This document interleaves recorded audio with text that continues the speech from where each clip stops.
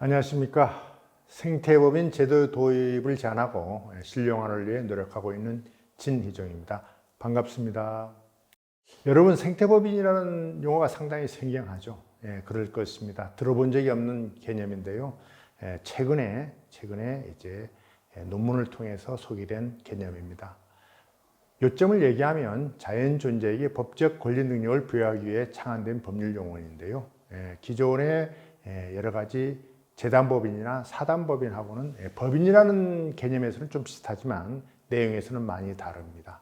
오늘 저는 생태법인에 대해서 생태위기와 인간의 자연관, 어떤 관련이 있는지, 그리고 이런 인간의 자연관을 극복하기 위해서 생태위기에 대한 어떤 문제 해결 방안으로서 생태사상이 어떻게 등장하고 내용이 어떤 것이 있는지, 그리고 이와 관련해서 생태법인은 어떤 의미가 있는지를 설명하는 시간이 되겠습니다.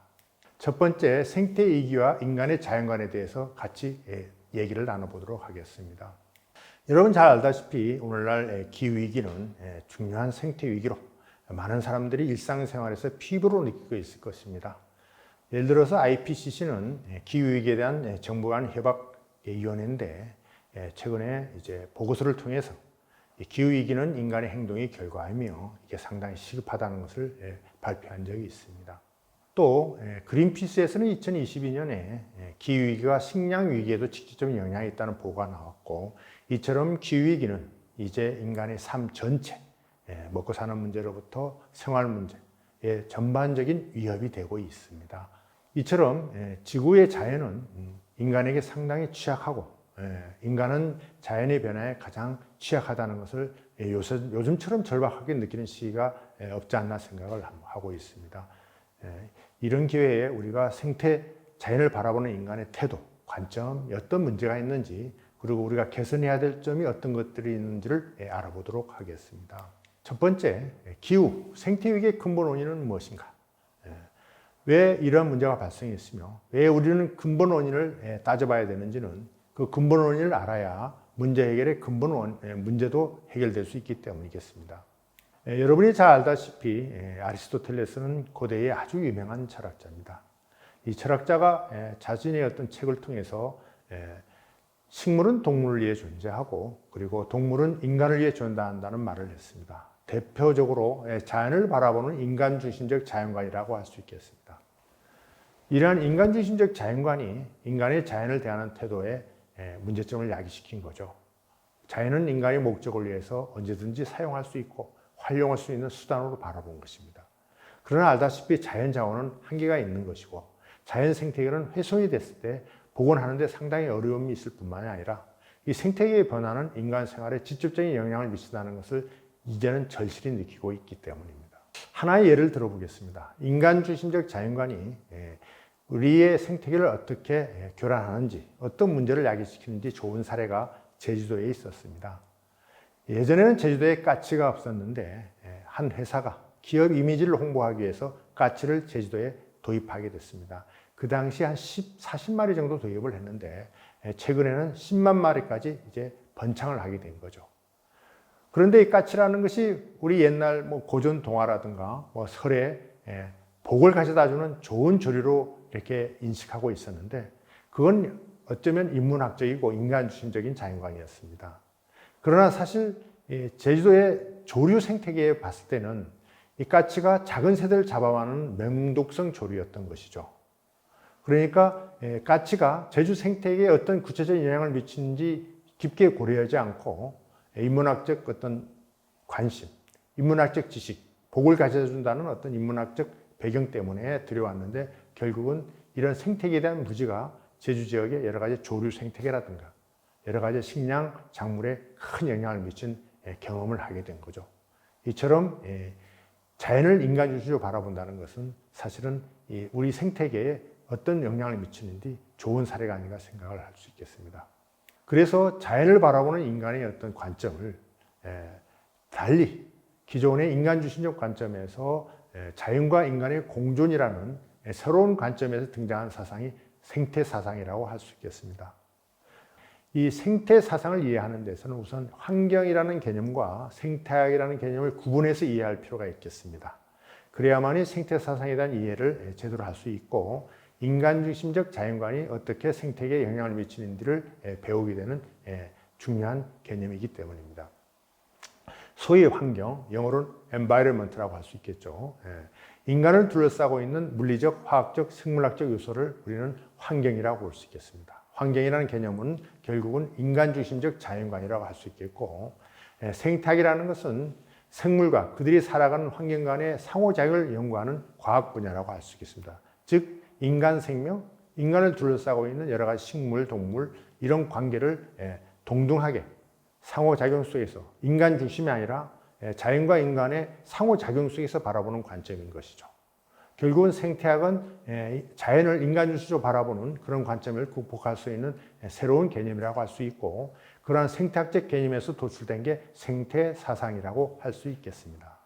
생태사상에는 여러 가지 유형이 있는데 대표적으로 오늘 소개할 생태사상은 사회생태주의라고 할 수 있는 북친의 관점입니다. 미국이 생태철학자 북친은 오늘날 생태위기는 인간이 자연을 바라보는 그리고 인간 중심적인 자연관이 사회 구조화되고 그 구조가 자연을 무자비하게 수단으로 활용했던 배경이 오늘날 생태위기의 원인이 아닌가라고 지적하는 문제고 그리고 문제 해결도 사회 구조를 인간 중심적 사회 구조를 근본적으로 바뀌어야 된다는 주장인데 사실은 현실적으로는 그것을 기계적으로 적용하기는 상당히 난점이 있습니다.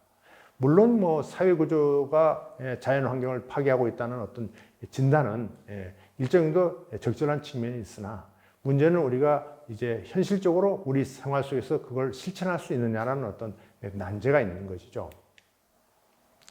보다도 다른 관점에서는 이제 생명사상 중심의 관점인데요. 모든 살아있는 것들은 스스로 자기를 보존하고 행복을 추구하는 목적론적인 존재라는 겁니다.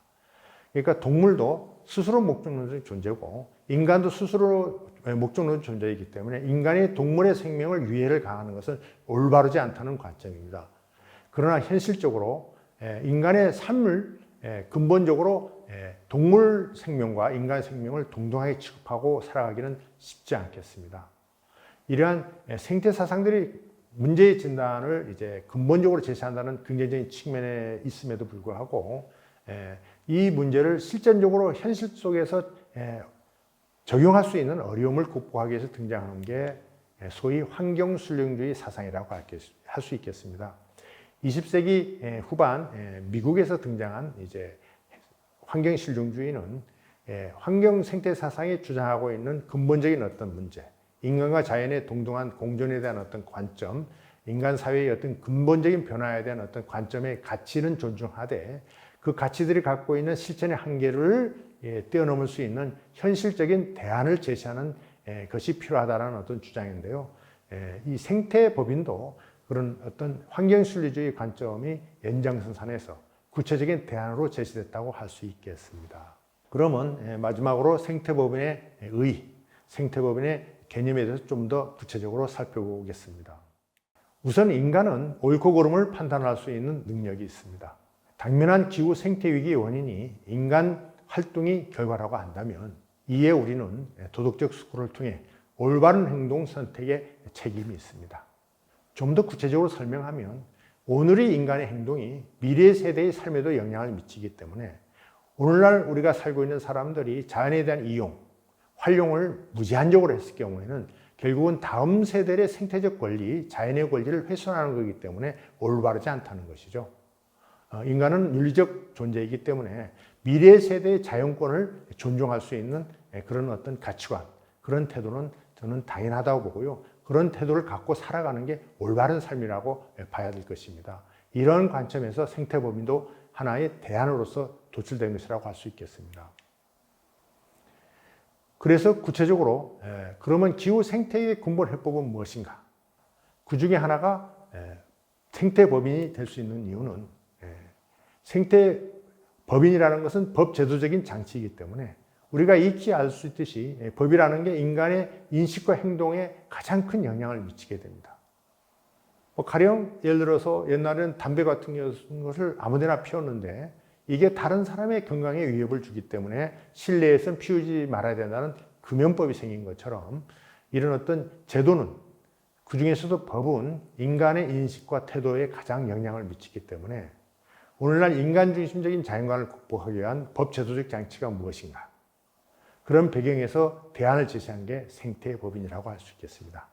그리고 이 생태법인은 기존의 인간 중심적인 법인 체제에서 자연계로 확장하는 것이기 때문에 쉬운 일은 아닙니다만은 인류 역사를 통틀어 봤을 때 법은 주권자의 의지에 의해서 끊임없이 그리고 사회적 요구나 사회 현상의 필요에 의해서 끊임없이 변화 발전한 거기 때문에 우리가 자연, 특별한 자연 생태계에 대해서 법적 권리를 부여해서 보호하는 것이 그렇게 어려운 일은 아니라고 볼 수 있겠습니다. 결국은 국민들이 어떤 관심, 요구, 필요에 의해서 자연계의 법적 권리를 부여하는 것도 차츰 도입되어 나가고 있지 않겠느냐 생각을 합니다. 사실은 일찍이 자연물의 법적 권리를 주장한 사람들은 오래전에 있었습니다. 1970년대 대표적으로 미국의 스톤이라는 변호사 겸 철학자는 캘리포니아 주변의 대규모 관광 개발을 통해서 숲이 무너지는 걸 안타까워해서 저들에게 만약에 법적 권리가 있다면 지금의 여러 가지 그 숲이 훼손을 막을 수 있지 않겠냐는 안타까움을 전했고 본인 스스로 소송을 제기했으나마는 그 당시 대법원에서 이제 인정을 받지 못했습니다. 그러나 그 스톤이 자연에도 법적 권리를 부여했으면 좋겠다는 어떤 이념적 어떤 태도는 오늘날 많은 사람들의 영향을 미쳤고요. 사실상 생태법인도 일종의 스톤이 생각, 어떤 고민들, 안타까움들이 구체적으로 제도화된 사례라고 할 수 있겠습니다.